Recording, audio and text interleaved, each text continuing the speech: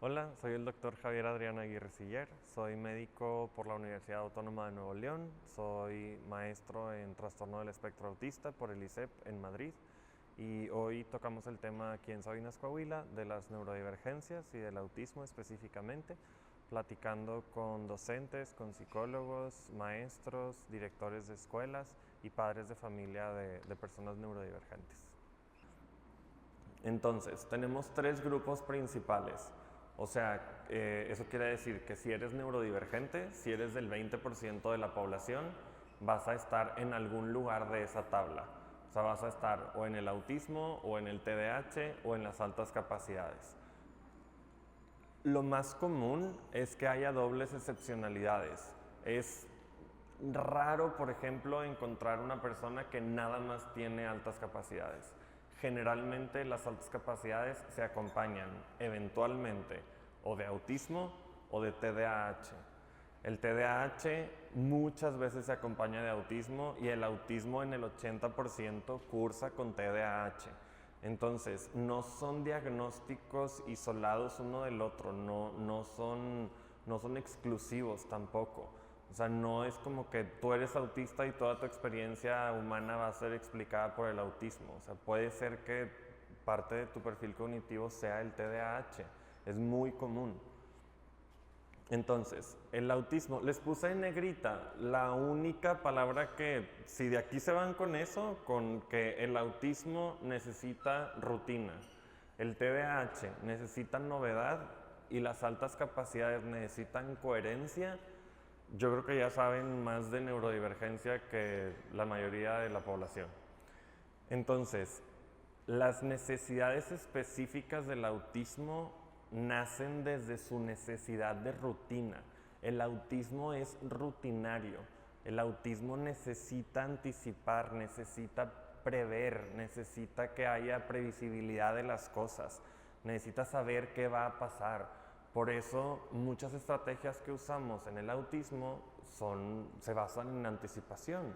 La anticipación es explicarle a una persona o a un niño que si vamos a ir al dentista es, oye, ahorita en 40 minutos vamos a ir al dentista, es el consultorio que ya conoces, es el que está en la calle no sé cuál, si tienes una foto, perfecto, vamos a sentarnos, va a estar frío en la sala de espera, puedes jugar a ciertas cosas o leer no sé cuál libro, nos vamos a esperar a que un dentista hable, o sea, diga tu nombre y vamos a pasar al dentista y vamos a estar en la silla y vamos a hacer todo esto. Entonces, anticipar es nada más ofrecerles la oportunidad de hacer prevención, o sea, de saber qué va a estar sucediendo. Porque lo que es confuso y lo que es nuevo y lo que es extraño o ajeno en el autismo no les gusta mucho, que es justo lo contrario al trastorno por déficit de atención e hiperactividad. Y esa es, yo creo que una de las diferencias principales entre esos dos perfiles, que el autismo necesita que todos los días sean casi iguales o parecidos y de hecho, si la inteligencia visoespacial es una de las que tienen marcadas, son niños que muy común se saben las vueltas de cada cuadra para llegar a cada lado. Entonces, si un día diste vuelta una cuadra antes, va a haber pedo, porque pues esa no es la vuelta para ir a mi casa.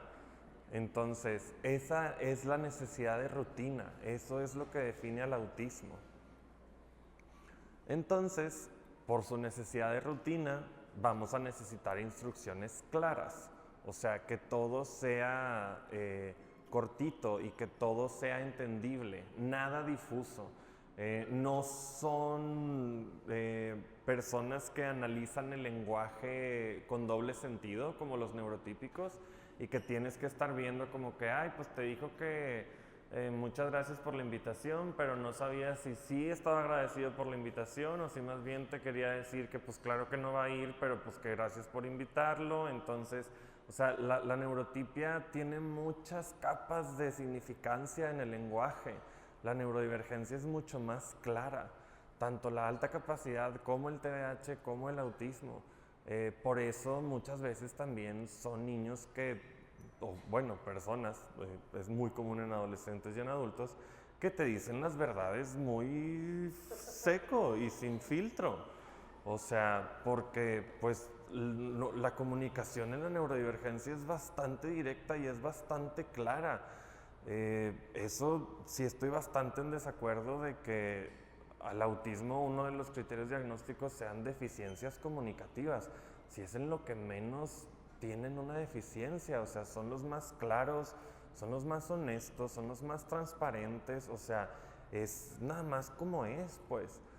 Entonces, de hecho, acerca de que el autismo tenga deficiencias en comunicación, es uno de los criterios que ya evidenciamos que no es cierto, porque hicieron un experimento, o sea, salió un artículo hace como 4 meses, bastante interesante, de que juntaron a un grupo de, pónganle, 20 personas autistas y a un grupo de 10 personas autistas con 10 neurotípicos, y en el grupo de todos los autistas no hubo ninguna dificultad en la comunicación.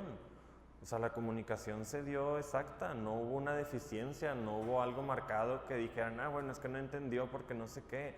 Entonces, con eso evidenciamos que en realidad la deficiencia comunicativa es cuando metes al neurotípico a la ecuación. O sea, es la neurotipia no entendiéndole al autismo.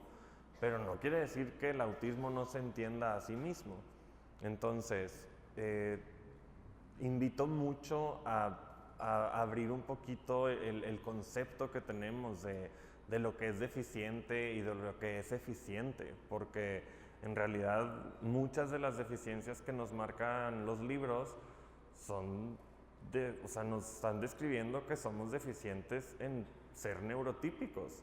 O sea, en organizarte, en llegar a tiempo, en poner atención a cosas que no les quieres poner atención. O sea, pero pues si lo seguimos viendo desde un ojo clínico neurotípico, vamos a seguir siendo cuadros clínicos bastante extraños. Y pues los ambientes predecibles es lo que necesitamos usar como estrategia para que el autismo pueda estar a gusto. O sea, un ambiente en donde no haya cambios bruscos, en los que no haya sonidos que no estábamos esperando y que todo sea bastante neutro o predecible. Contrario al autismo, el trastorno por déficit de atención e hiperactividad lo que necesita es exploración y novedad, necesita variedad en todo, en conocimientos, en tu rutina de la mañana, en la ropa que usas, en las cosas que te gustan, en tus intereses actuales. O sea, somos gente que pasamos de un interés a otro bastante rápido. Y sobre todo cuando algo se vuelve conocido, o sea, cuando algo pasaría a ser rutinario, ya no tiene nuestra atención para nada. O sea, ya no interesa, ya no va a tener nuestra atención porque no es novedoso. Las cosas que sean rutinarias y repetitivas para el TDAH van a ser muy aburridas. Entonces, en eso es, yo creo que la diferencia principal que me gustaría que nos lleváramos en cuanto al TDAH y al autismo, que existe y hay bastantes personas que ahorita están explicando su experiencia, personas que cumplen esa doble excepcionalidad, o sea, personas que viven con autismo y con TDAH. Entonces son personas que como les gusta la rutina, buscan hacer una rutina. Bueno, ok, o sea, todos los días me voy a levantar a las X de la mañana y me voy a tomar un jugo verde y voy a hacer ejercicio 40 minutos antes de bañarme. Y te funciona la rutina, la haces yo creo que unos 4 días y al quinto día ya estás aburridísimo de esa rutina, porque pues no nada más tienes autismo, también tienes TDAH, entonces lo rutinario te aburrió y ya te lo quieres cambiar, entonces te empiezas a tropezar también tú solo. El TDAH, la letra H de hecho es hiperactividad, o sea, las siglas significan trastorno por déficit de atención e hiperactividad. Eso quiere decir que tiene dos componentes la condición, porque trastornados no creo que seamos. Tiene el componente de inatención, o sea, de ondearte, de soñar despierto, de poner tiempos de atención muy cortitos en una cosa y luego ya alternarlos a otra, y el componente de hiperactividad, y son separados uno del otro. O sea, hay personas que pueden cursar con 90% de hiperactividad y ser personas que tienen que estar moviéndose todo el tiempo, que no nos quedamos sentados en auditorios, por ejemplo, que tenemos que estar parados, que nos tenemos que estar moviendo, y 10% de inatención. Entonces, son niños que, por ejemplo, en un salón de clases, todo el día andan en friega, dando vueltas y caminan en lo que están escuchando. Nosotros lo hacemos bastante también, digo, no sé si, o sea, cuando hablamos por teléfono, por ejemplo, se supone que estemos sentados o sin movernos. Y es muy común en adultos que sean momentos en los que nos tengamos que estar moviendo mucho. Eso también es hiperactividad. Hablar mucho es hiperactividad. Es súper común en las niñas con TDAH que haz de cuenta que piensan en voz alta.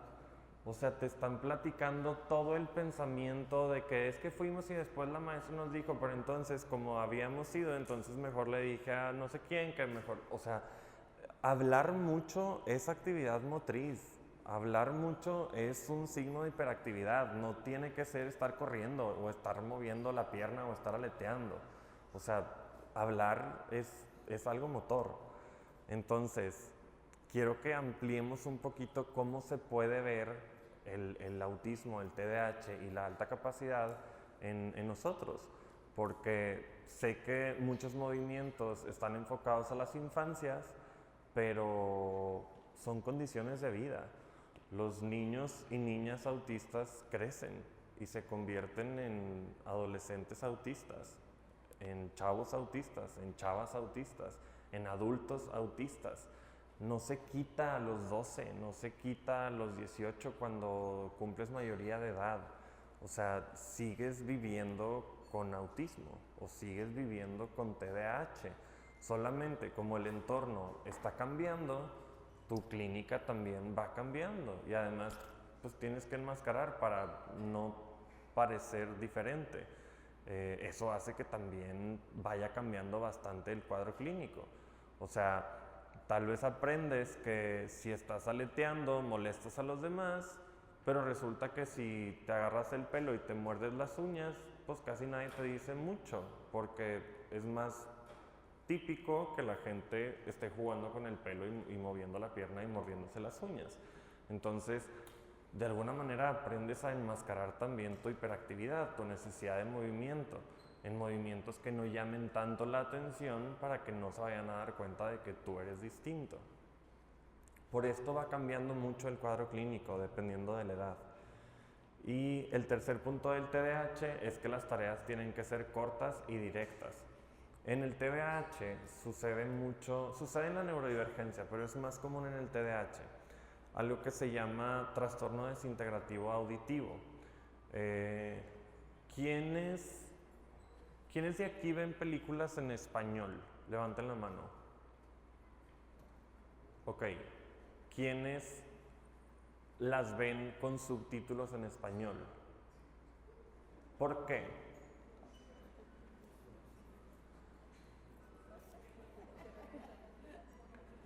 Pasa muy seguido que en el trastorno desintegrativo de audición es como si no escucháramos las palabras, es como si escucháramos nada más un sonido continuo. Creo que nos pasa, por ejemplo, si alguna vez escuchan una canción en inglés y no están familiarizados con el inglés, pues van a estar escuchando ruido. Y lo que no pueden hacer es separar ese ruido en unidades de morfología, en palabras. Y lo mismo pasa con el español. A veces no sabemos marcar las... Creo que la pila se va a acabar. Bueno, Ah, gracias. Es que ya se puso rojo.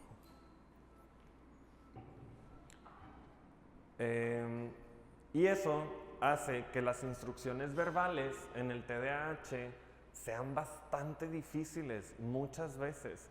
Son niños y son personas que las instrucciones las necesitamos gráficas o escritas o en un diagrama o con subtítulos, pues. Porque si tu jefe te está diciendo que necesita no sé cuál reporte para no sé cuándo para esto, pues tú lo que estás escuchando es entonces se vuelve difícil entender porque ni siquiera estás separando las palabras de lo que no es palabra.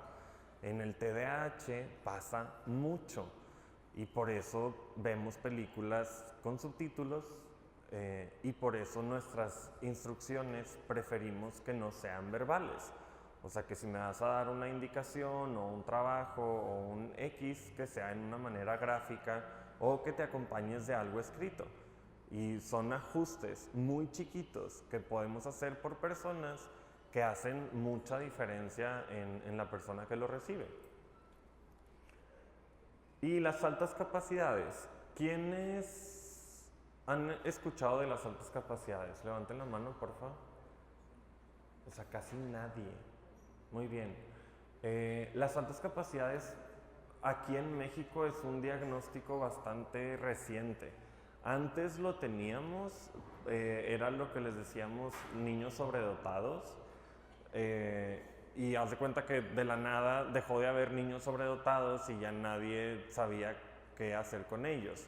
Las altas capacidades intelectuales son un diagnóstico clínico, son una forma de neurodivergencia que explica la sobredotación y lo único que incluye es que algunas de tus inteligencias, que tenemos más de 17 inteligencias, no es nada más saber muchas cosas o ser muy bueno en matemáticas, algunas están por encima de tu grupo demográfico.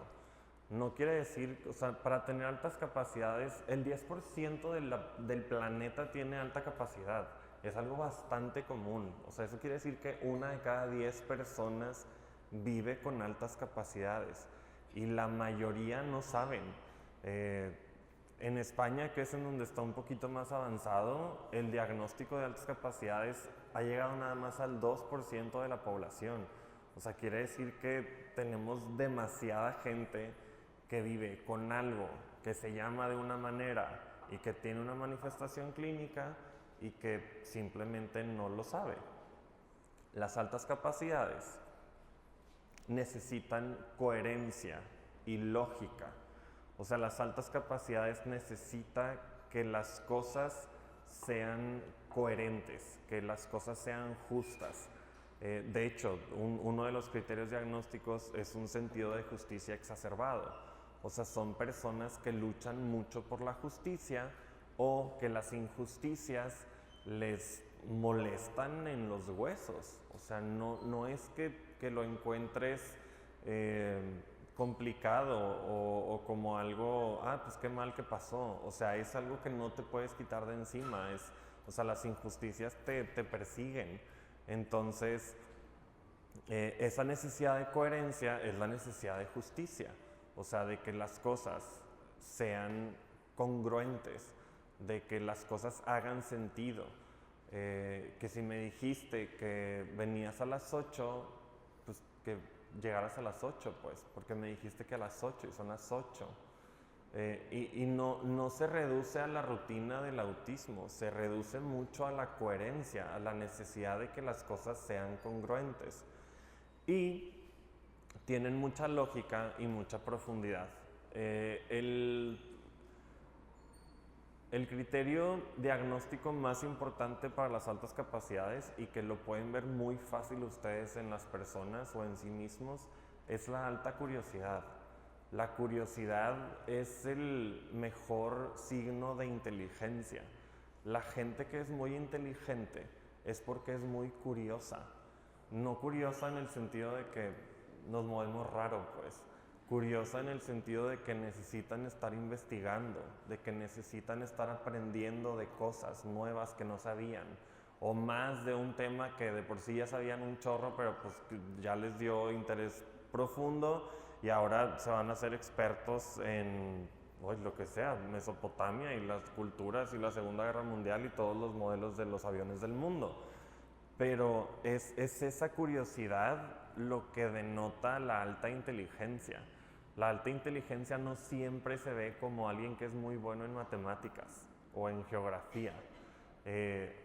Inteligencias tenemos muchas y tratar de medir la inteligencia es tratar de medir el aire. Es algo intangible, es algo que varía mucho dependiendo del entorno, de tu estado mental, de si te acabas de despertar, de si ya comiste algo, de si estás a gusto, de si huele feo. O sea, las inteligencias son muy subjetivas. Entonces, fuera de la lógico-matemática, que es la única inteligencia que la escuela nota y aplaude, tenemos inteligencia lingüística, por ejemplo, que nos permite entender idiomas. Es muy común en las altas capacidades niños que aprenden primero a hablar en inglés o que el inglés se vuelve un lenguaje escogido.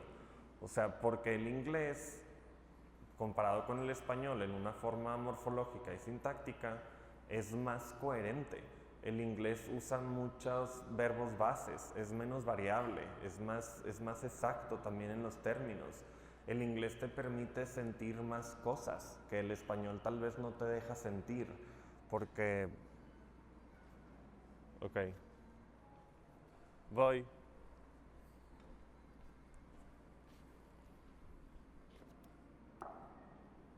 Listo. Porque el inglés tiene más términos, tiene más palabras para describir tu experiencia interna. Si sabes inglés, puedes sentir cringe, por ejemplo, que es algo ya ahora común en el español, pero previo a que hubiera cringe acá, pues podías sentir la cosa, pero no podías expresarla como algo, o como ñáñaras, que era la única palabra que se le parecía. Entonces, es común que prefieran el inglés como lenguaje expresivo. Los espacios para preguntar y explorar, es el punto 3, es lo que anoté como que es lo que necesita la alta capacidad, porque la alta capacidad lo que los divierte, lo que los entretiene, es lo que representa un reto cognitivo. O sea, son niños que juegan a cosas que los están retando cognitivamente.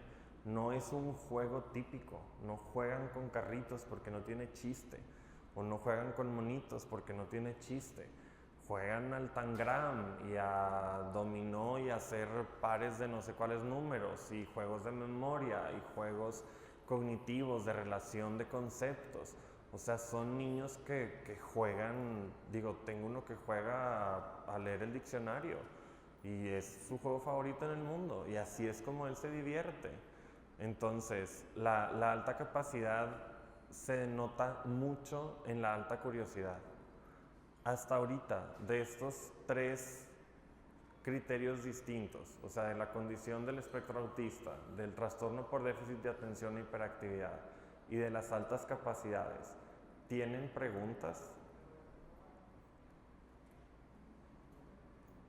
Muy bien, vamos bien.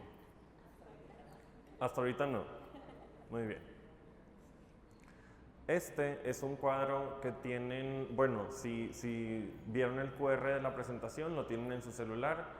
Si no, se los puedo, en mis redes sociales está. Es un cuadro que explica un poquito más amplio las diferencias entre el TDAH, el autismo y la alta capacidad, y sobre todo explica las dobles excepcionalidades. Eso quiere decir que, por ejemplo, en un diagrama de Venn,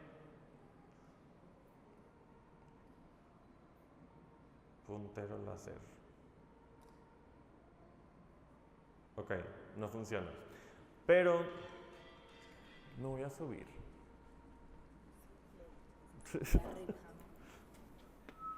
Pues es que luego, oigan, ese micro ya no tiene pila.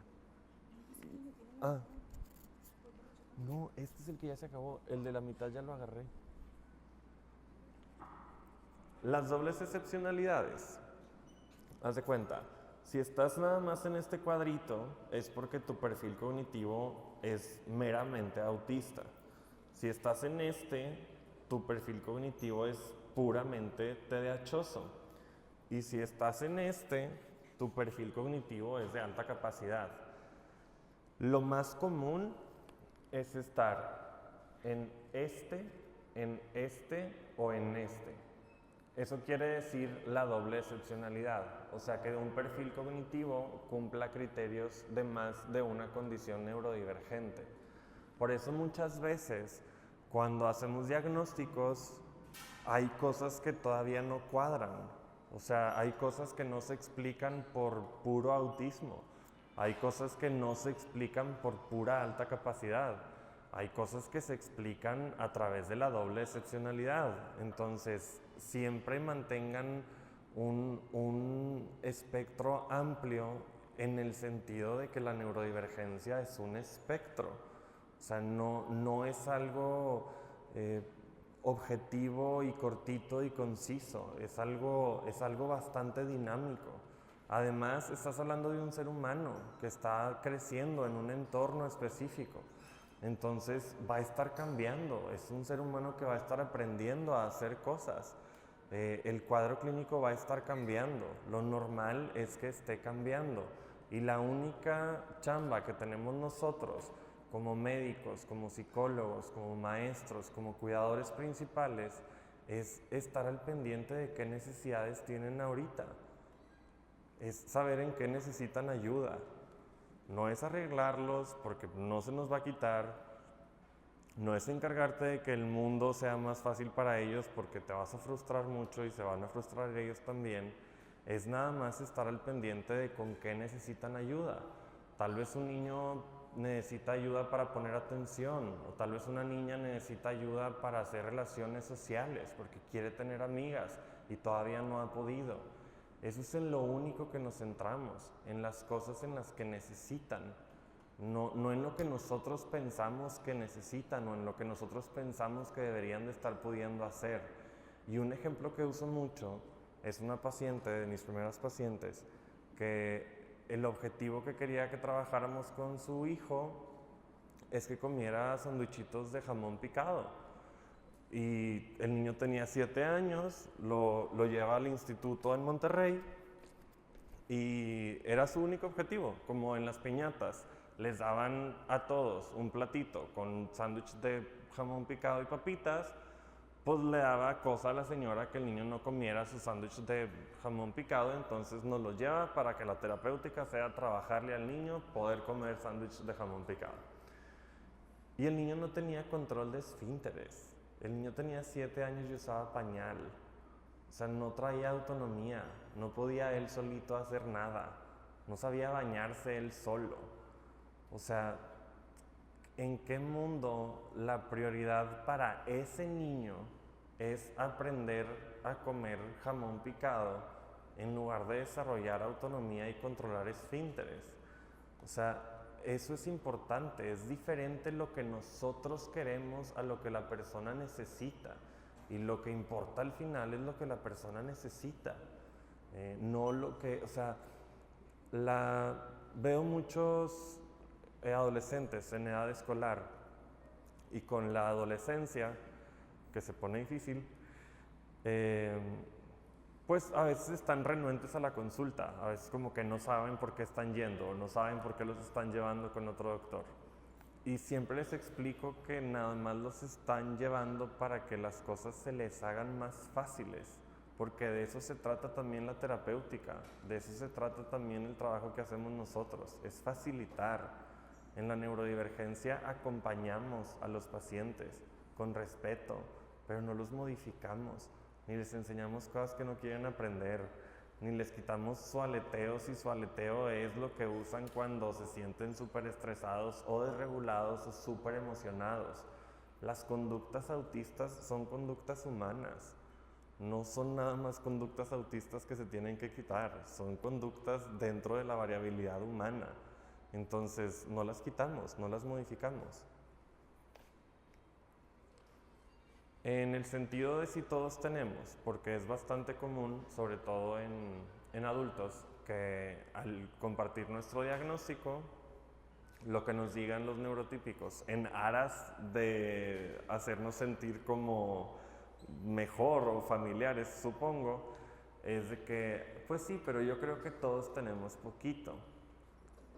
Y no normaliza la experiencia, sino que la invalida mucho, porque no es a veces, la neurodivergencia es siempre. La neurodivergencia es un estado basal. O sea, si yo me distraigo, por ejemplo, por mi TDAH, me distraigo en todo. No me distraigo nada más en la escuela, no me distraigo un día en el trabajo y se me olvidaron las llaves. O sea, me distraigo hablando con las personas que quiero, me distraigo viendo una película que tengo muchas ganas de ver y me es imposible ver una película en una sentada porque te distraes, pero te distraes en todo, no te distraes nada más a veces o nada más los lunes. Entonces, no es que todos tengamos poquito, es que a la gente también a veces se le olvidan las llaves. Eso no quiere decir que tengan TDAH. O a la gente a veces no le gusta voltear a ver a los ojos y eso no quiere decir que sean autistas. Entonces, si todos tuviéramos autismo o TDAH o alta capacidad, la palabra no sería necesaria porque sería parte de la experiencia humana. O sea, es como si tuviéramos que explicar que todos tenemos dos ojos. Pues no se ocupa explicar porque así existimos. Entonces, también ser un poquito empáticos a la hora de intentar normalizar el todos tenemos, porque no es lo mismo que, de nuevo, se te pierda la cartera una vez en la vida a que se te pierda la cartera 2 veces al mes y sea un problema para estar sacando tu IFE porque pues, ya te están preguntando que por qué se te está perdiendo tantas veces. Es diferente.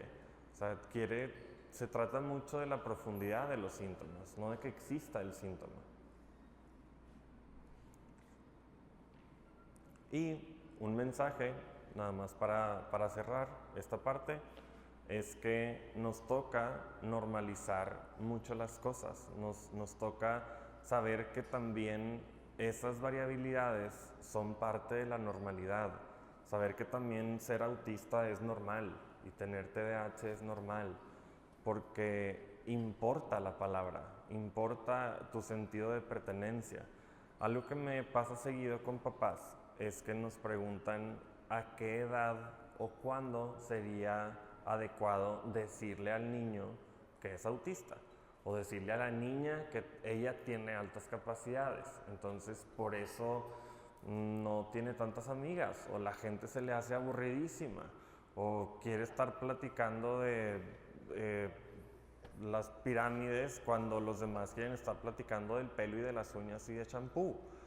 Entonces, la edad a la que les decimos es tan pronto sepamos y tan pronto tengan conciencia de ser, porque el sentimiento de otredad, el sentirte ajeno a los demás, ya lo tienen desde chiquitos. Eso se los firmo ahorita. En kinder te das cuenta de que tú eres diferente que el resto de la gente de tu kinder. No es que seas diferente a todo el mundo, pero sí eres diferente a tu grupo de edad. Y eso es algo que se vuelve bastante consciente. Entonces, esa diferencia la podemos explicar o con los adjetivos que el entorno ofrece, que es exagerado, raro, demasiado, mucho, distraíble o memoria de teflón, o pues decirle, pues es que tú tienes TDAH, así se llama lo que tienes y esto es lo que va a pasar y así le vamos a hacer. Entonces, ofrézcanles la manera de pertenecer a un grupo más grande que ellos, porque es muy diferente crecer sabiendo que eres una cebra y que estás bien y que estás feliz, a crecer pensando que eres un caballo que salió mal y que está defectuoso y que está chaparro y que tiene rayas y que las orejas están muy largas. Es diferente para la persona y es diferente para su convivencia con el entorno. Muchas gracias.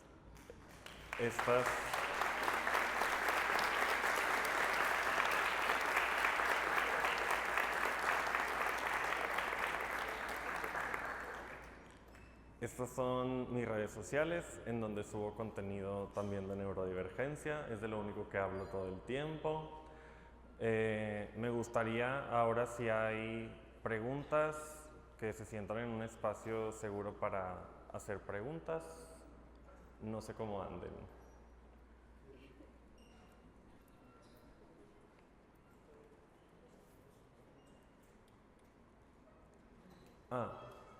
Es que no veía nada, perdóname.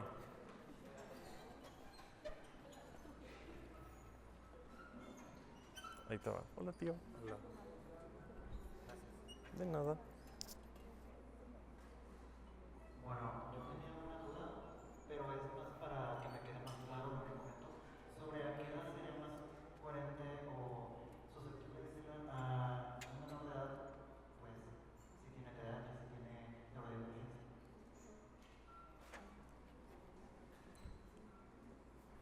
Lo que recomendamos es que sea en el momento en el que nosotros sabemos y que la persona, en este caso un menor de edad, tenga conciencia de sí mismo. Y la conciencia de sí mismo es la variable que traemos. O sea, sobre todo las altas capacidades, que es un perfil muy común, adquieren conciencia de sí mismos antes que las demás personas. O sea, todos los hitos de desarrollo cognitivos los vas a traer adelantados.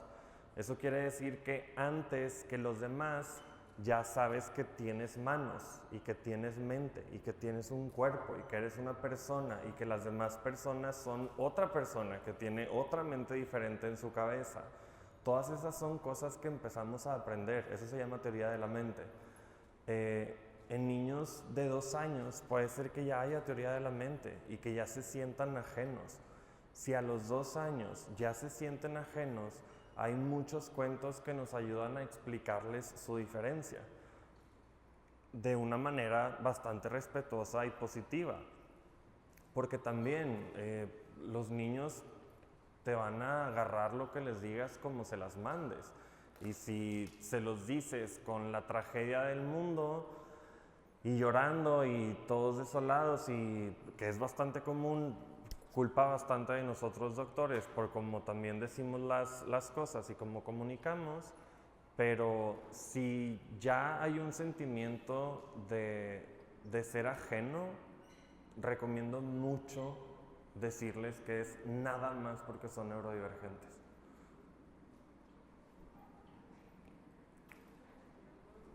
Tenemos otro. No, pues con este me muevo.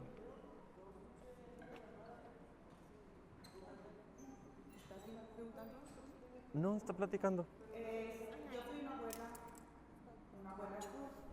Mi nieto tiene 8 años, y es justamente en la misma temática de lo de la pregunta de cuándo.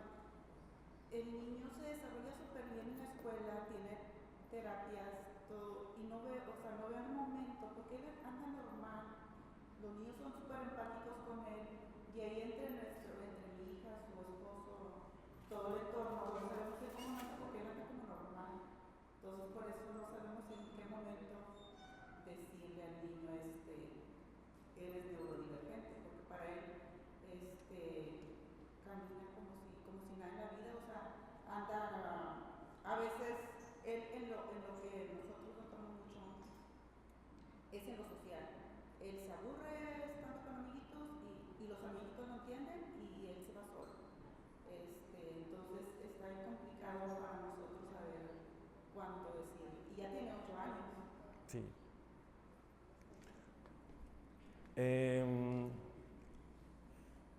Siempre recomiendo a las familias ustedes traer la narrativa de lo que está pasando. Porque los niños, y hablando ya en general del mundo completo, o sea, los niños van a aprender cosas y o las aprenden de ustedes en tu casa, como ustedes las hacen y como ustedes lo dicen, o lo aprenden del entorno, como el entorno lo llama y como el entorno lo califica. Entonces, tal vez todavía no haya este sentimiento de diferencia, pero cuando exista, que la explicación sea esa, porque el entorno generalmente te ofrece explicaciones más más enjuiciadas y con una connotación bastante más negativa. Entonces, es lo que decía ahorita, o sea, ellos la van a agarrar como ustedes se las avientes. Si se la avientas como que, oye, un día que te pregunte, ¿qué es que por qué a mí no me gusta eso? ¿O por qué a los niños les gusta allá y a mí me gusta acá? Pues porque es neurodivergente. O sea, entonces como tú tienes esta cosa, pues a ti te gustan más estas cosas y ya. Y algo que usamos mucho nosotros en consulta es explicarles que somos del 20%.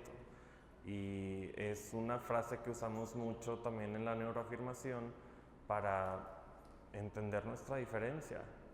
Y alivia mucho entender que si algo te gusta o no te gusta, o te sale o no te sale, o te sale chueco, que es nada más porque eres del 20%, no eres del 80%, no eres de la mayoría, eres más poquitos, es menos común lo que tienes, pero no significa que estés solo. O sea, hay más personas neurodivergentes, hay más personas con autismo, hay más personas con alta capacidad, pero sí te recomiendo mucho que, o sea, nada más estar al pendiente para que cuando sea un tema esa diferencia, lo pueda aprender de ustedes con las palabras que ustedes escojan y no del entorno o de la escuela o de unos niños más grandes con las palabras que ellos le pongan.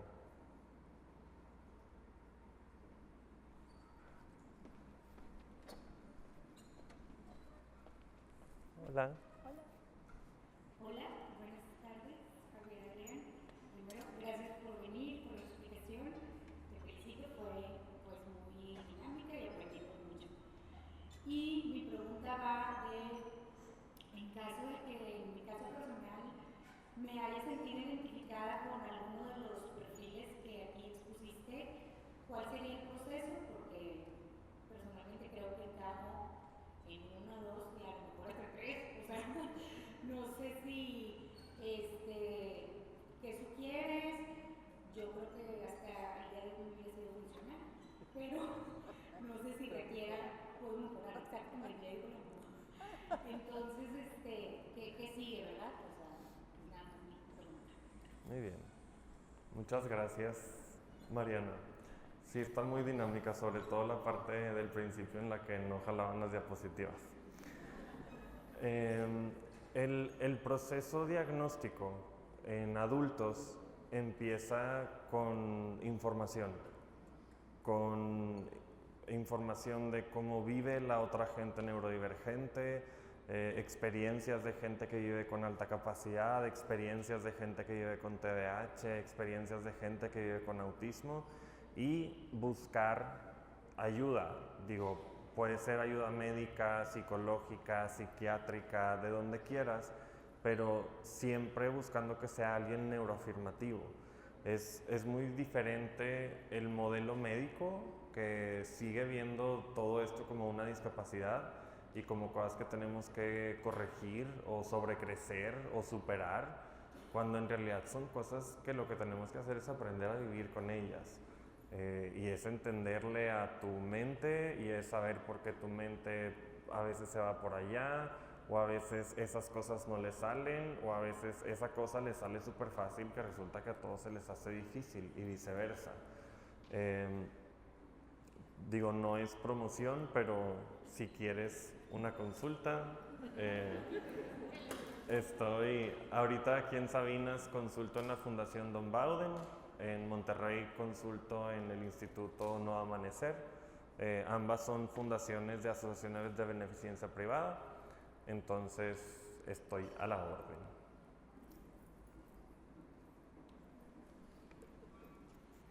Bueno, son dos dudas.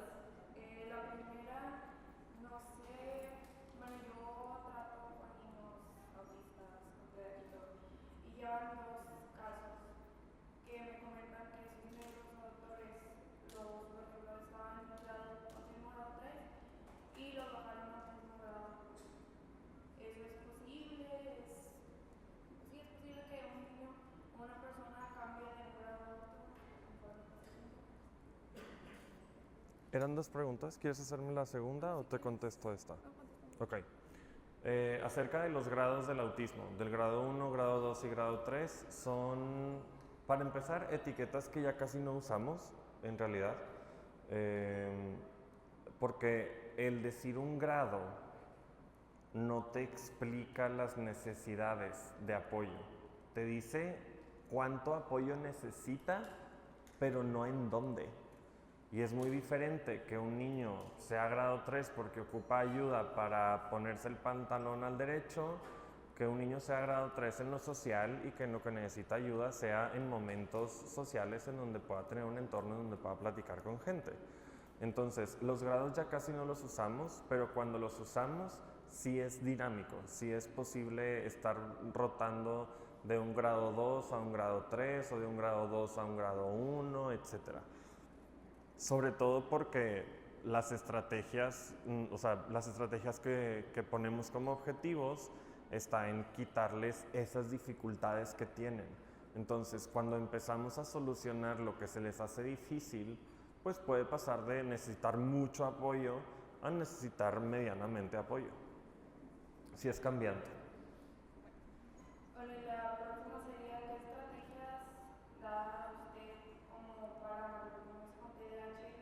Pues al momento del medio educativo en que está muy normalizado pues que los niños estén sentados todo el tiempo en silencio. O sea, ¿qué recomendaciones da usted para las escuelas, para pues, normalizar un poquito la necesidad del movimiento de los niños, más que nada en lo que es TDA y TDAH? Muy buena pregunta. Lo que hacemos se llama movimiento permitido.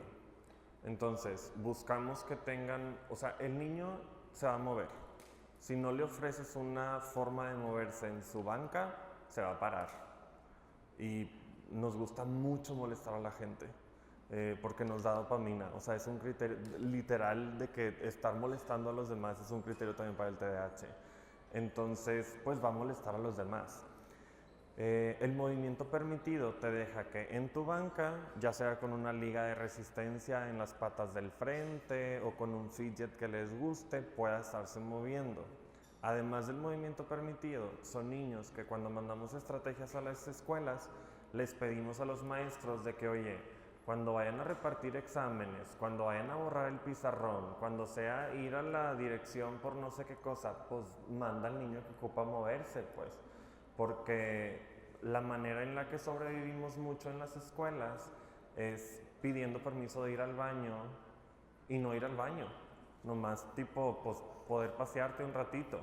Pero pues ya te paraste, ya te saliste, ya X, tomaste agua, le diste una vuelta al salón y ya haz de cuenta. Rara vez vamos al baño. Generalmente pedimos permiso de ir al baño por la necesidad de movimiento. Si le permites moverse sin salirse, pues se queda en tu salón. Y también hace la diferencia del mundo 5 minutos de Enanos y Gigantes antes de ponerlos a todos a sentarse en un trabajo de mesa que va a ocupar mucho tiempo de trabajo de mesa. Entonces, tampoco son estrategias de que, oye, pues tienes que tumbar el techo y ponerle una hamaca y un brincolín, pero sí puedes adecuarle las actividades escolares de manera en la que pueda tener movimiento. Eso es lo que utilizamos. Bueno, buenas tardes. Me llamo Robina, soy maestra de preescolar. Tengo los niños más chiquitos, de 2 años y medio a 3. Entonces, a lo largo de mi experiencia, me he topado con padres negados. ¿Por qué? Porque son los niños más chiquitos, entonces sí me toca mucha negación, ¿verdad?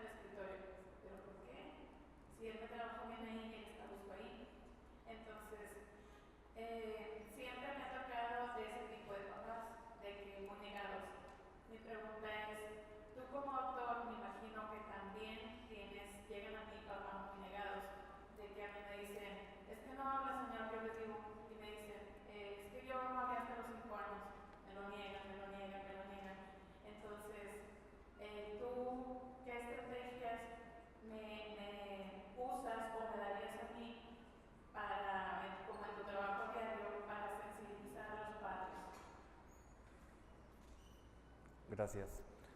Primero, para enfocarnos en las necesidades de lo que decías, de nuevo, necesidades de la persona.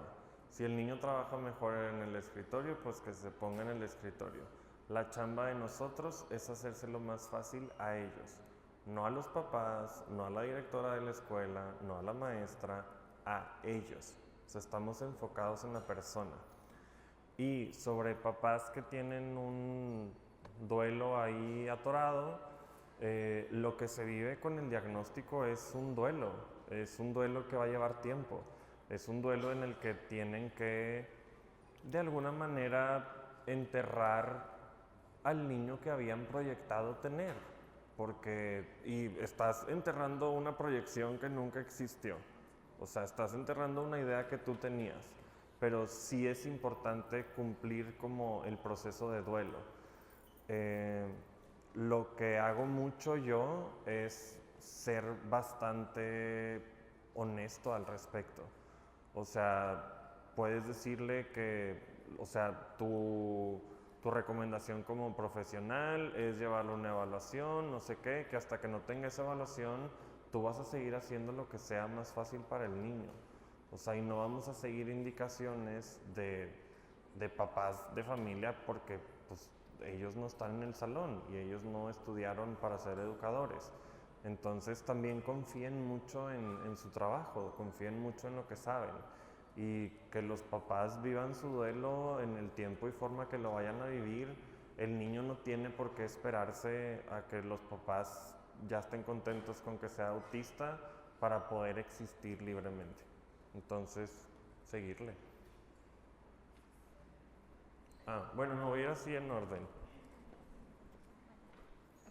Buenas tardes, soy maestra de educación especial y tengo 10 años de servicio.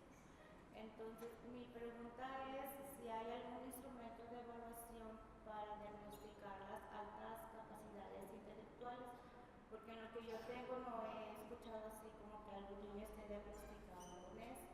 En un tiempo sí hubo mucho, hasta programas del gobierno y todo, hasta aulas, pero para los niños con aptitudes sobresalientes. Pero así en mi caso no me ha tocado como que me llegue un niño o conocer a algún niño que tenga como que ese diagnóstico, ¿verdad? Entonces quiero saber si hay algún instrumento para yo cómo me doy cuenta que ese niño tiene esas capacidades, ¿verdad? ¿Existen instrumentos para evaluar la inteligencia, como las pruebas estandarizadas, el WISC, el Wechsler, etcétera? Pero esas pruebas están diseñadas para identificar discapacidad intelectual. O sea, Wechsler las hizo para darnos cuenta de los niños que tenían deficiencias en intelecto importantes. O sea, son las pruebas que usamos para diagnosticar discapacidad intelectual, no alta capacidad. De hecho, rara vez las altas capacidades salen altos en un Wechsler. Y el mismo Wechsler cuando hizo la prueba dijo de que ni se les ocurra evaluar la inteligencia con esto. O sea, no son pruebas para evaluar la inteligencia, pero desgraciadamente es lo único que tenemos a la mano. Entonces, seguimos usando WISC y Wechsler, o sea, mediciones de inteligencia, para darnos una idea de cuáles inteligencias tienen más altas que las demás, no para diagnosticar la alta capacidad. La alta capacidad es diagnóstico clínico. O sea, si tienes un niño altamente curioso, con mucha necesidad de coherencia, con necesidad de explicar todo, entender cómo funciona todo, puede que su inteligencia sea visoespacial y sea muy bueno en los legos y en matemáticas apeste. O sea, porque no tienes que traer todas las inteligencias altas. O sea, tienes que nada más tener una inteligencia o más de una inteligencia por encima de tu grupo demográfico. O sea, eso significa que lo comparas con el mismo grupo. O sea, no tienes que ser más inteligente que Einstein, tienes que ser más inteligente que los demás niños de tercero de kinder. Ajá. Entonces, importante el que se comparan con un grupo demográfico igual, bastante igual. O sea, tienes que tomar en cuenta que sea un niño varón en el norte del país que tiene no sé qué, o sea, que sea bastante similar, que es algo que las escuelas ofrecen muy padre, hacer grupos de iguales. Esos niños sobresalientes en curiosidad muy posiblemente van a traer alta capacidad. Para lo que nos sirven las pruebas estandarizadas es para saber si el niño tiene, por ejemplo, más alto el reconocimiento de patrones, y pues esa va a ser su inteligencia principal. Entonces va a ser un niño que va a ser muy bueno haciendo rompecabezas, encontrando diferencias de cosas y con mucha atención a detalle. Pero es en lo que nos sirven. Apenas estamos trabajando en instrumentos para la alta capacidad. Hola, buenas tardes. Yo soy una abuela, tengo a un nieto con autismo, tiene 4 años y mi pregunta es sobre la alimentación. En el kinder muchas veces la maestra le ve el juguito o así, nunca se lo permite. Siempre mi niño lleva un botecito de agua o así. Cuando le damos uvas o así, pues bueno, o sea, ni galletas, no tiene, o sea, no puede llevar nada de eso. Y es una de las cosas que nos quedamos a veces, ay, sentimos muy feo porque igual, o sea, todos los demás, y él le anda quitando a veces así a los otros niños el poquito jugo o así. Era lo que le quería comentar. Si cualquier médico está viendo a tu niño, le puedes pedir una carta para que le permitan alimentos.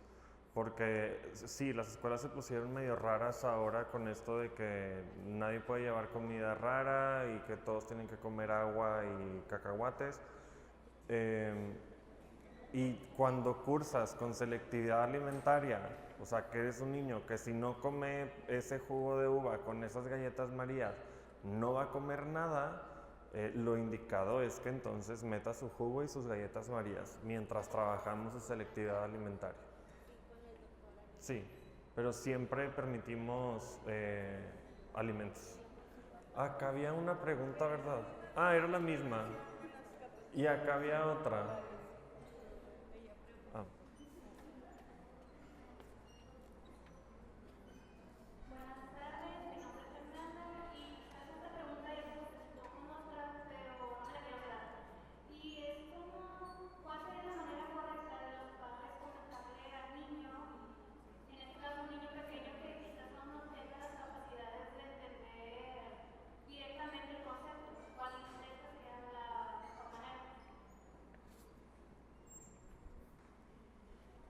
La manera, bueno, para empezar es respetuosa y escogemos desde lo familiar.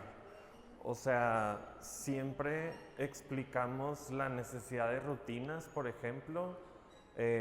Pues es que como tu papá, que le gusta, no sé, ir esto y esto y esto. O como a mí, que hago esto cuando me siento así. O sea, pero una manera en la que el niño no se sienta ajeno u ostracizado, sino que se sienta como parte de algo familiar. Y eso me lleva a un punto bastante importante, que gracias por acordarme. La neurodivergencia es demasiado genética, es muy heredable. O sea, no hay neurodivergencia que no salga de neurodivergencia. Tal vez no se notaba mucho, o tal vez ustedes les pegaban, entonces aprendieron a portarse como se tenían que portar, pero no significa que las necesidades no estuvieran. Entonces, cuando les avisamos, se los avisamos mucho desde, pues como tu hermano que hace no sé qué, o como tu papá que le gusta esta cosa, pero siempre desde lo familiar.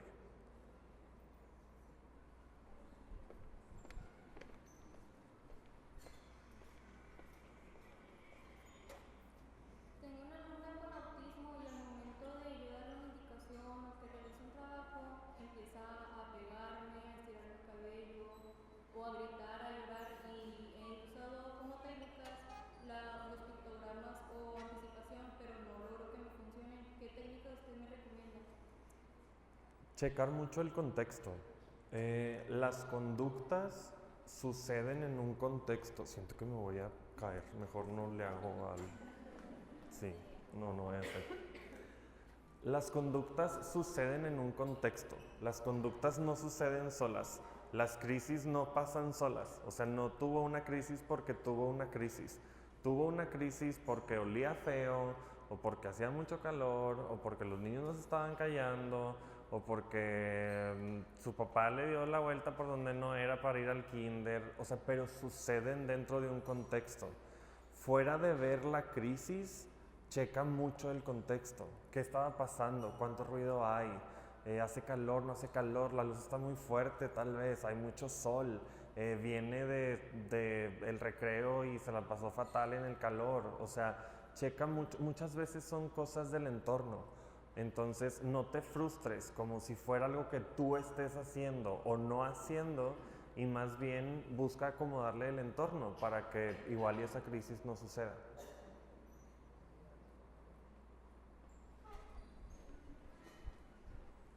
Ahí te va. Tengo un niño de 6 años que acaba de entrar a primaria, es Jorge, tiene 6 años, es autista con nivel de apoyo 1 y también como comorbilidad, TDA combinado, o sea, así como puede estar muy hiperactivo, también puede estar calmado, o sea, es una fiesta con Jorge. El problema que hay con él, bueno, tiene mayor problema en lo emocional y en la sociabilización, en la comunicación un poco, pero pues va bien, es muy inteligente también.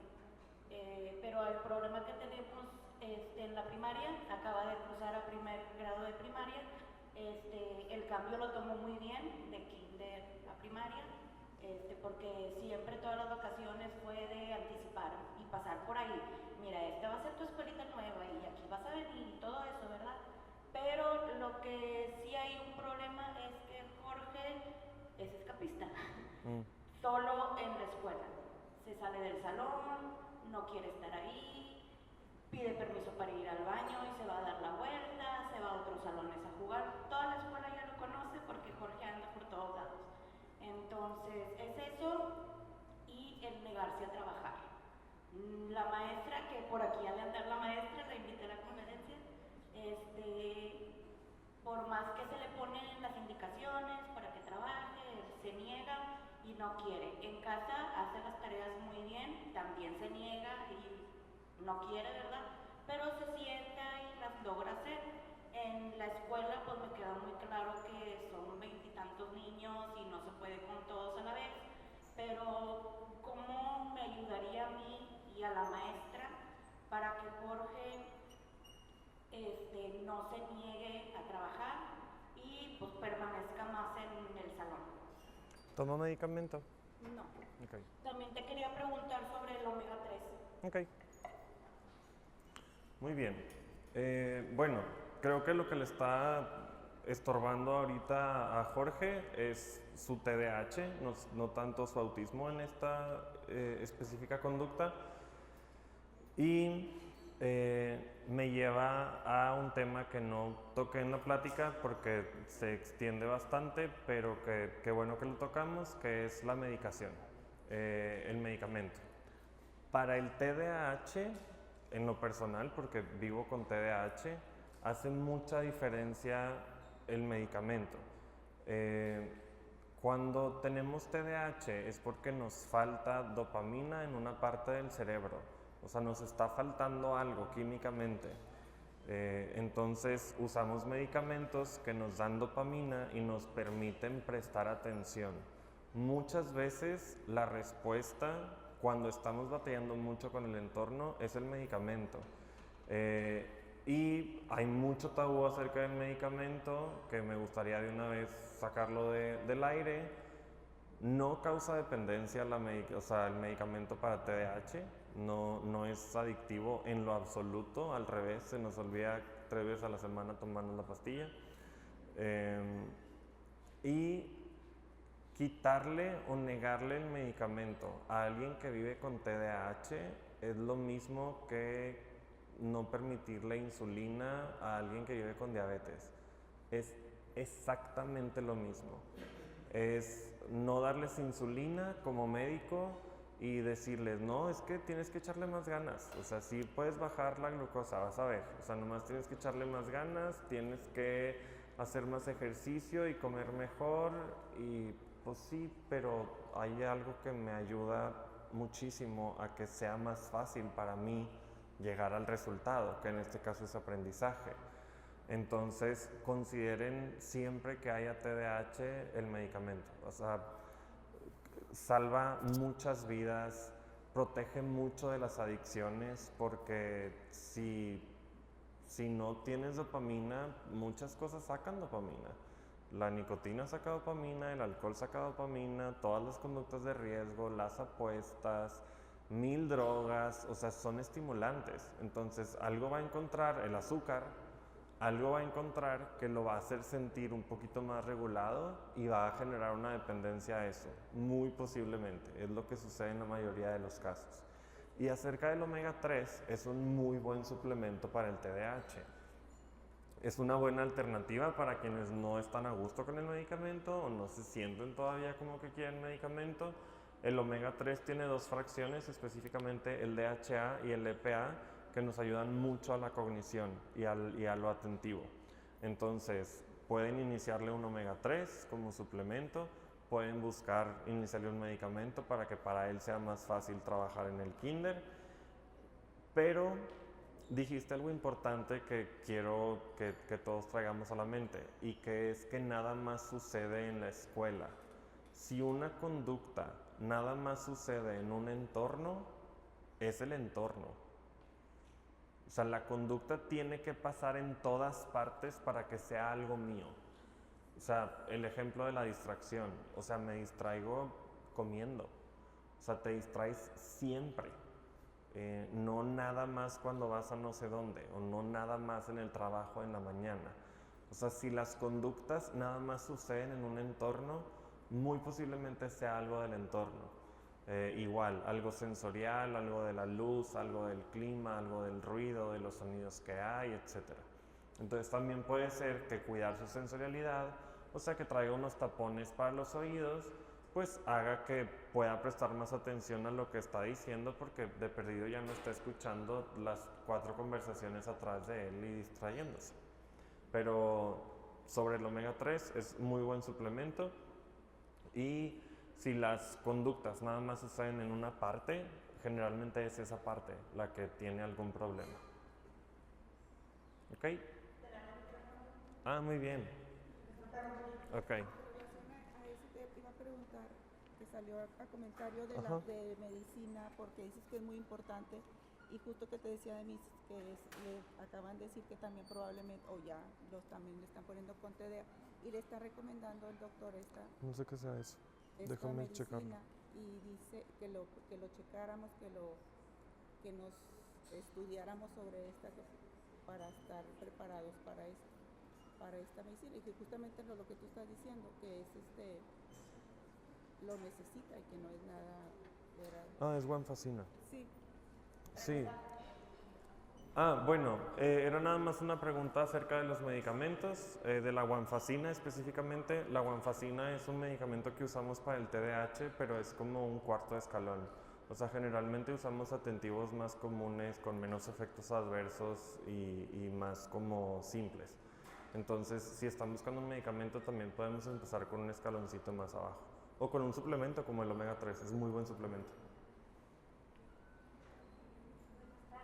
Hola, buenas tardes.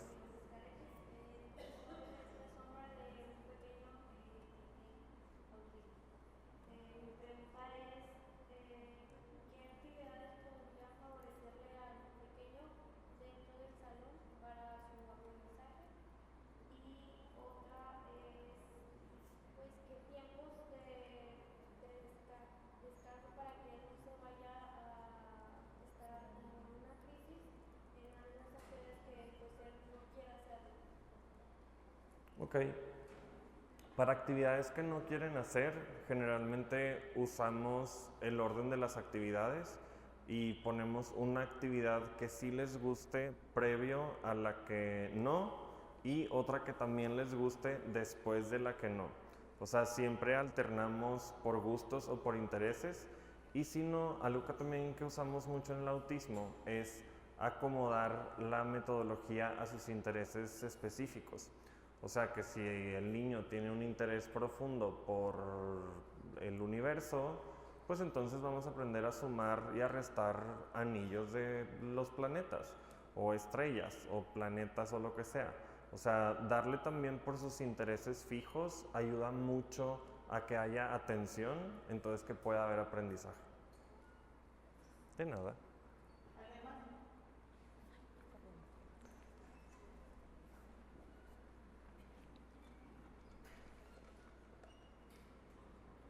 Sí, buenas tardes.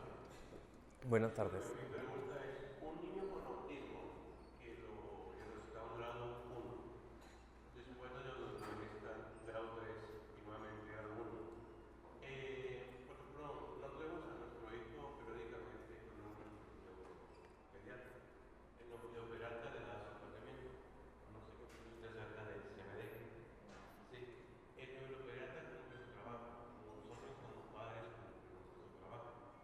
En la escuela no nos permite, no se puede hacer la palabra, el neuropediatra nos dio una forma de trabajar, una etapa.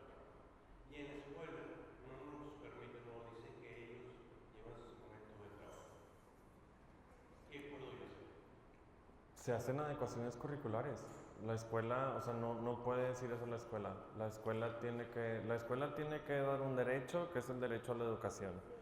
Y esa es responsabilidad de la escuela, el derecho a la educación. Y educamos como los niños aprenden, no de la manera en la que nosotros enseñamos.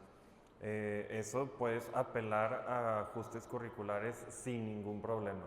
O sea, de hecho, por ley se tienen que hacer ajustes curriculares a todos los niños, niñas, personas, adultos, lo que sea, hasta laborales, que tengan una condición de vida. Entonces, eso es totalmente un tema de la escuela.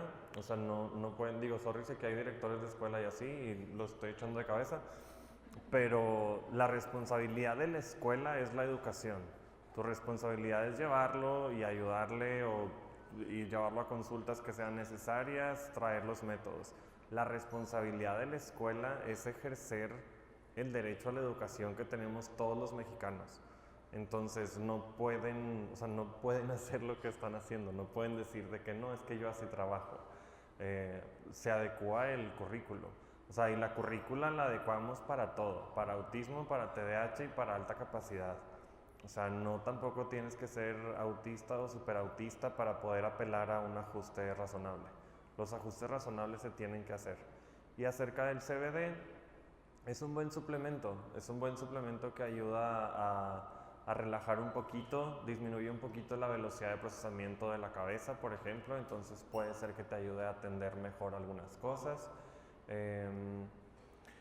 No me súper encanta porque muchas veces da sueño, entonces también tener sueño en la escuela también me estorba mucho para el aprendizaje, pero si no es el caso de que le esté dando sueño, entonces es un buen suplemento para él.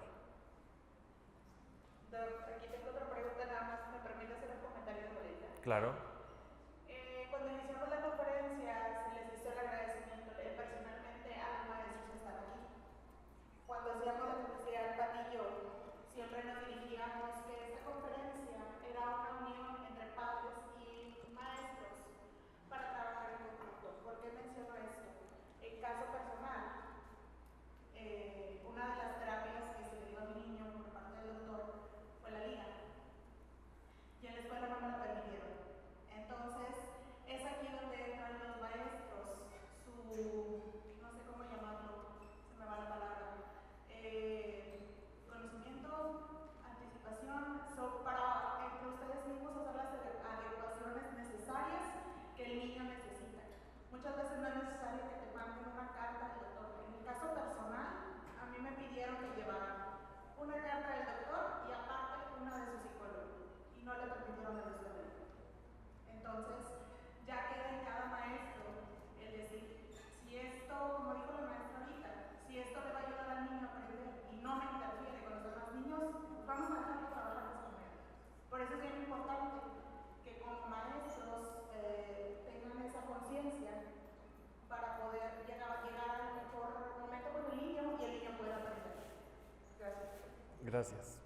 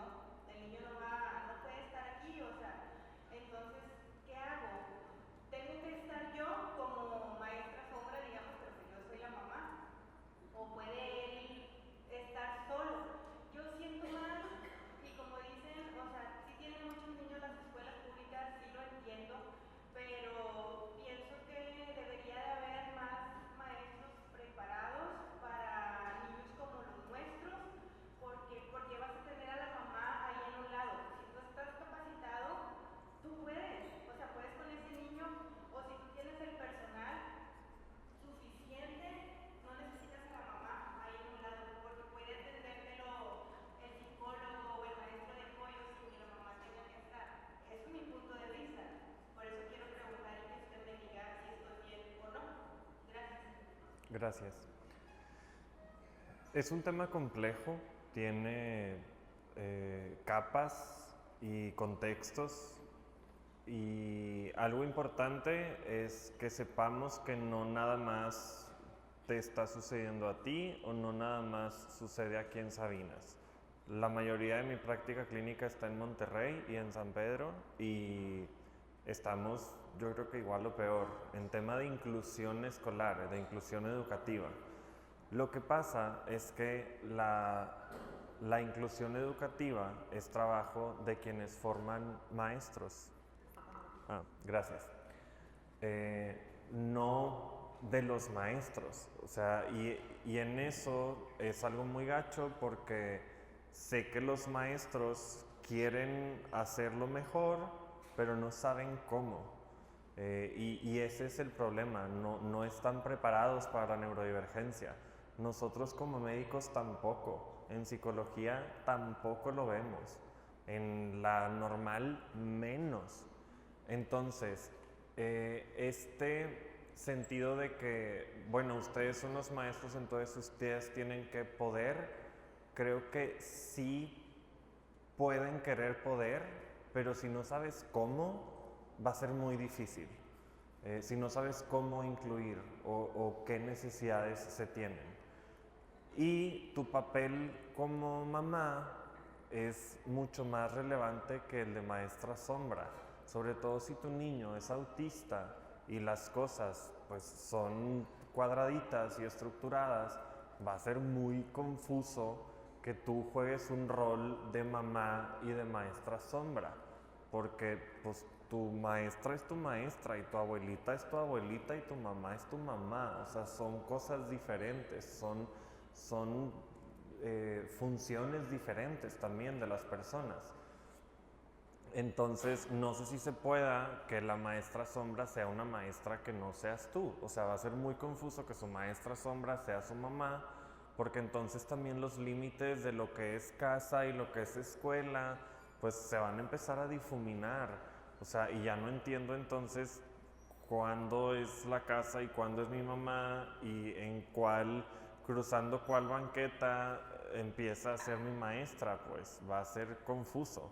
Sí, sería confuso para nosotros, para un niño autista de 10 años, creo que bastante más. Entonces, buscaría más bien la manera de que la maestra pueda ser alguien más, que no sea su mamá o que no funja un rol principal en su vida, de ser posible.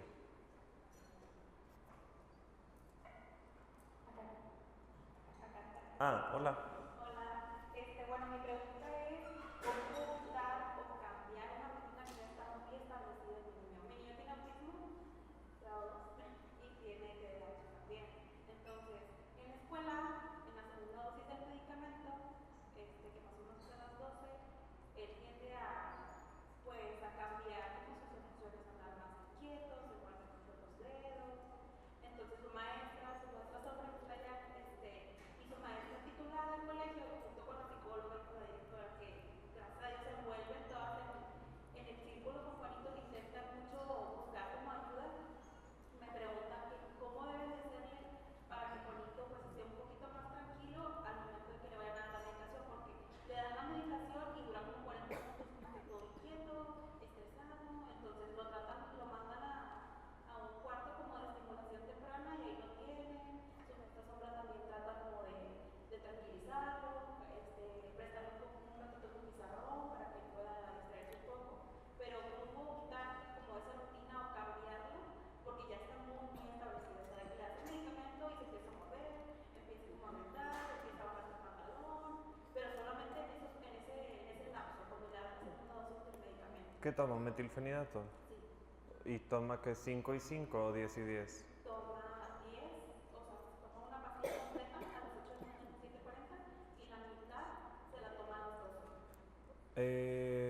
No sé si sea también efectos que se están dando el efecto. Sí, pegarlo un poquito más. O sea, metabolizamos muy distinto los medicamentos, porque depende del hígado y de citocromos y de cosas así. Y el metilfenidato específicamente es un medicamento que a veces metabolizamos más rápido.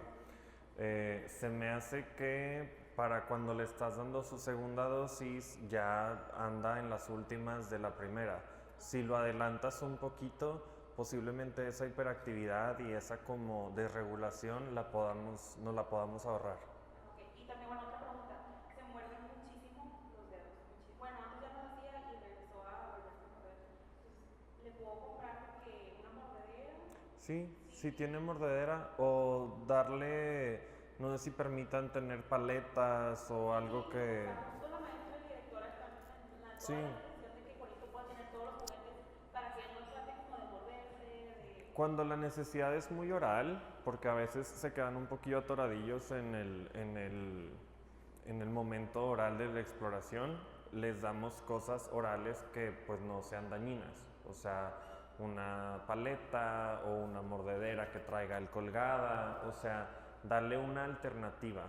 Porque si nada más, y eso también es súper importante, cuando modificamos conductas o cuando enseñamos, es muy diferente que nada más me digas qué cosas no puedo hacer, a que más bien me digas cuáles sí se pueden. Entonces, en lugar de que no te mueras las uñas, no te mueras las uñas, no te mueras las uñas, de que pues vas a morder esta cosa cuando sientas ganas de morder. De nada. Hola, buenas tardes. Hola. Bueno, mi pregunta es, yo soy directora de un preescolar, tengo a mi cargo 136 alumnos, de los cuales tengo 13 en atención y pues algunos sin diagnóstico, ¿verdad? Por la edad. Es muy difícil, ahorita mencionaban acerca de hablar con los padres de familia, sensibilizar, pero bueno, nosotros ya estamos adultos y relativamente debemos de tener esa empatía, que en ocasiones es muy difícil, pero ¿cómo trato de sensibilizar a mis niños en el grupo, siendo que hoy en día la neurodivergencia está presente en todos los grupos y pues obviamente son cosas distintas? ¿Cómo le digo al niño por primera vez que su compañero, por ejemplo, pellizca y entonces estoy cambiando esa conducta, pero entonces ya tiene miedo, el otro muerde, y cómo le explico que lo está adaptando? ¿Cuál sería el diálogo que tendría que tener con los papás y principalmente con los niños de 3 a 5 años? Con los demás niños, y creo que estamos de acuerdo que muchas veces son los niños los que nos sorprenden en tema de inclusión y de esas cosas. O sea, hay muchísimas más cosas que se les hacen mucho más normales a ellos que a nosotros. Explicamos mucho las conductas desde cómo ellos las viven. O sea, sería, oye, pues es que te pellizca, pero porque te quiere mucho. O porque te quería decir algo que no sé qué. O sea, siempre explicar el fondo de la conducta para que entonces puedan entender que no es un pellizco que estaba buscando hacer dolor porque no sé qué, no sé qué, no sé qué, como en la neurotipia, sino que abrir a que puedan suceder las conductas por otras cosas, sobre todo cosas positivas. O sabes qué, pues es que ahorita estaba corriendo porque como está bien fuerte la luz y estamos llegando de recreo, pues tiene mucha calor, entonces pues va a estar corriendo un ratito. Pero igual, regreso a lo mismo, o sea, la van a cachar como se las avientas. Si se las avientas como algo negativo, como algo que tenemos que trabajar todavía o que hay que corregir, se van a esperar entonces hasta que ya se corrija la conducta para que pueda haber como una relación interpersonal. Entonces más bien la llamamos como una conducta de que adaptativa. O sea, bueno, pues es que así te dice él que quería jugar contigo o que ya no quería jugar contigo. Entonces explicarlo a un lenguaje de que el niño entienda, y con los papás pues nada más insistir en hacer equipo. O sea, creo que la importancia de espacios como este justo es encontrar terreno común entre directores, maestros, maestras sombras, psicólogos, padres de familia, médicos, y entender que la chamba de nosotros es nada más hacérselos más fácil a ellos, no a nosotros, no a los papás, no a la directora. Entonces, creo que si nos enfocamos mucho en eso, también las conductas pueden tratarse en equipo. Es como dices, o sea, somos adultos y tenemos bastante empatía. Entonces es nada más saber que cada quien está pasando por un proceso distinto, que el diagnóstico también es distinto para cada persona, pero que estamos dispuestos a hacer la chamba. Y mientras estemos dispuestos a hacer la chamba, tal vez todavía no sepamos cómo, pero esa disposición ya es casi todo el trabajo. O sea, ya llevas más de la mitad porque pues, por lo menos quieres hacerlo mejor. El cómo lo podemos ir aprendiendo. De nada. Voy corriendo.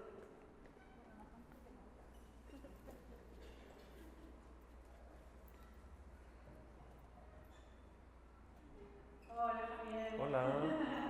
Mi Laura. Oye, pues primero te quiero felicitar. Está muy bonita tu conferencia, súper interesante. Y pues yo en mi caso estoy pues, también en la escuela, estoy en Montessori.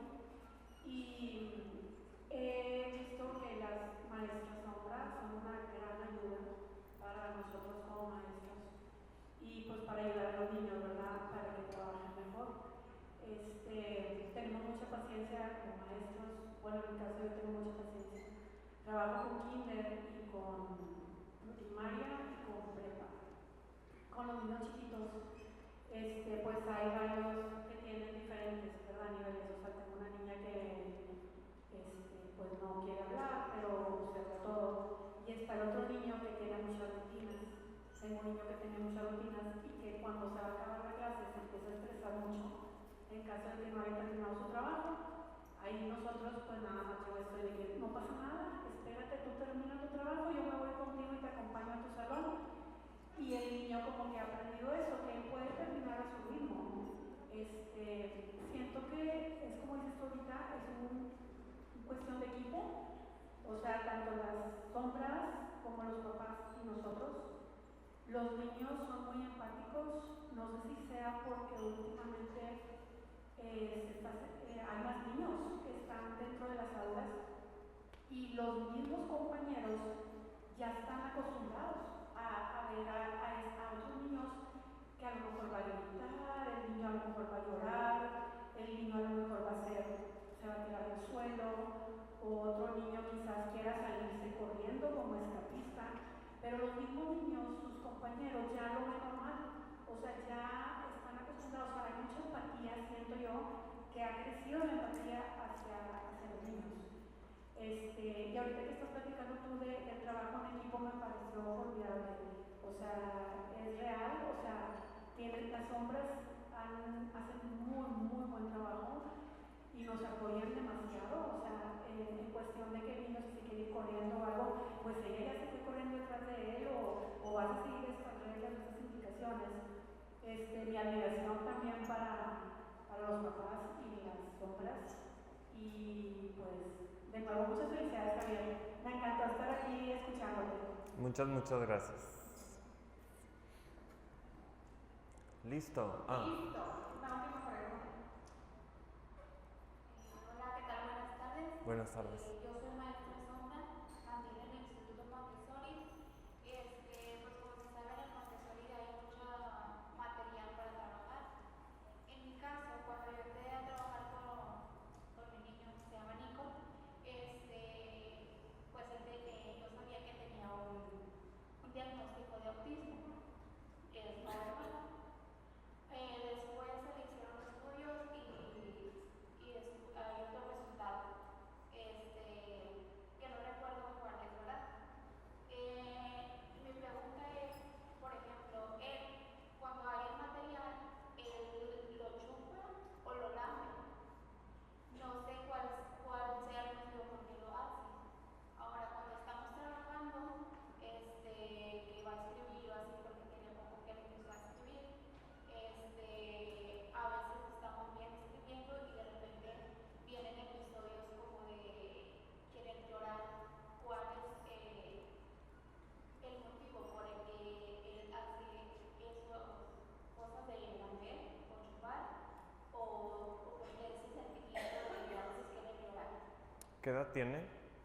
Tiene 8 años. Ok. Todo lo de etapa oral, o sea, tenemos una etapa en el desarrollo en la cual conocemos las cosas y exploramos el mundo a través de la boca. Es muy de bebés, o sea, es una etapa muy temprana en el desarrollo de exploración. Y después pasamos a ojos primero y después pasamos a manos, entonces empezamos a explorar con otras cosas. Si le permites esa exploración, o sea, es bien diferente no dejar que chupe a mejor enseñarle a explorar con sus manos. Entonces, ofrecerle una alternativa, o sea, porque lo que está haciendo a través de boca es exploración del objeto, es exploración del entorno. Y de hecho se nos queda un chorro también. Mucha gente olemos cosas antes de probarlas y mil cosas. O sea, exploramos de maneras distintas. Si le ofreces una manera de explorar que sea un poquito más adecuada para su grupo de edad, la de la boca se va quitando. O sea, pero es la manera de ir como cerrando etapas, enseñándole la etapa que sigue, que sería la de las manos.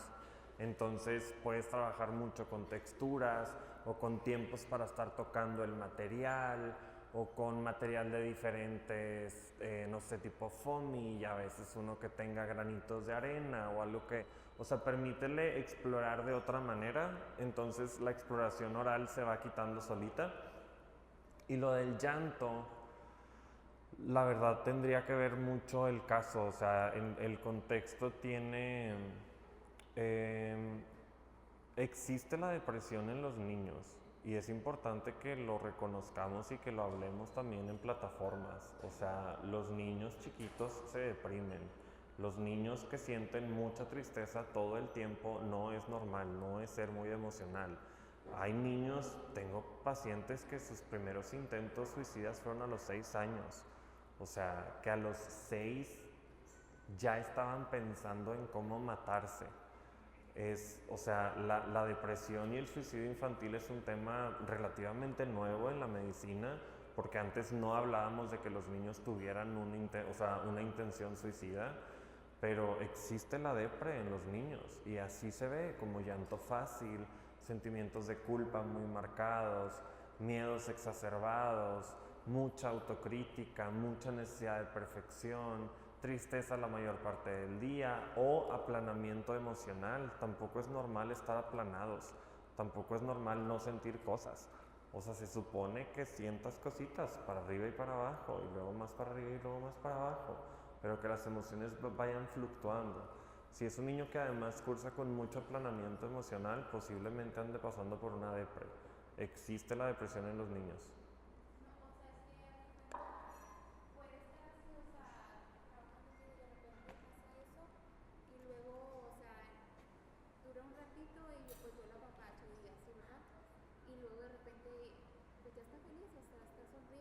¿Y no es verbal? No. Ok. Podemos tener técnicas de comunicación para que, o sea, tal vez lo que quiera estar comunicando sea tristeza o sea miedo. Y si es un niño no verbal, que no tiene la verbalización como estilo de comunicación para explicarte lo que está pasando, eso sí, o sea, el llanto tenemos que verlo socioemocional. O sea, tenemos que enseñarle algo de emociones con pictogramas, o algo de teoría de la mente, de cómo se sentiría un niño si se le pierde su juguete favorito, o sea, pero la no verbalización, no significa que no estén entendiendo, significa nada más que su estilo de comunicación principal no son las palabras, tal vez va a comunicar por gestos, o por lengua de señas mexicanas, o por pictos, o por un tablero comunicativo, pero sí siento importante buscarle, sobre todo por el grupo de edad, un medio de comunicación efectivo en el cual nos pueda platicar cómo se está sintiendo, porque el llanto fácil generalmente es un tema emocional. Oigan, muchas gracias por estar acá.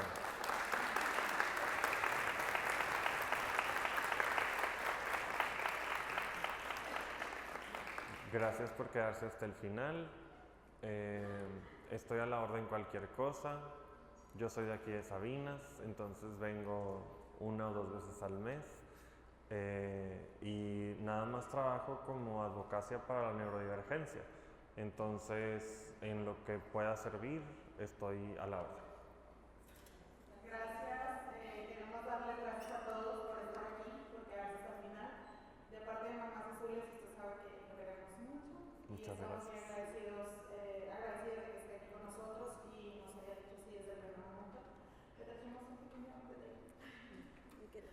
Muy bien. Ay, está súper bonito.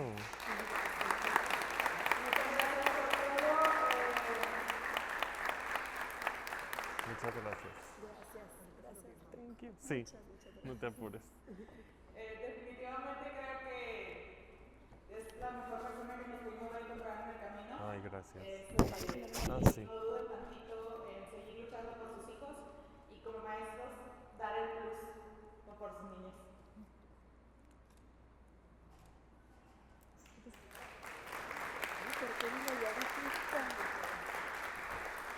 Bueno, pues les quiero dar también las gracias a las maestras, a los directores, a las maestras sombras que se han tomado el tiempo de dedicar este espacio de conocimiento para poder apoyar a todos sus alumnos que lo necesitan. Muchas gracias. Mis redes sociales son Javier Adrián GS. Van a salir en la pantalla por algún lado. Y neurodivergente.mx en Instagram y en TikTok. También tengo un canal de YouTube en donde subo contenido de neurodivergencia, que es nuevo, tiene nada más un video, pero estarán nuevos videos pronto. Muchas gracias.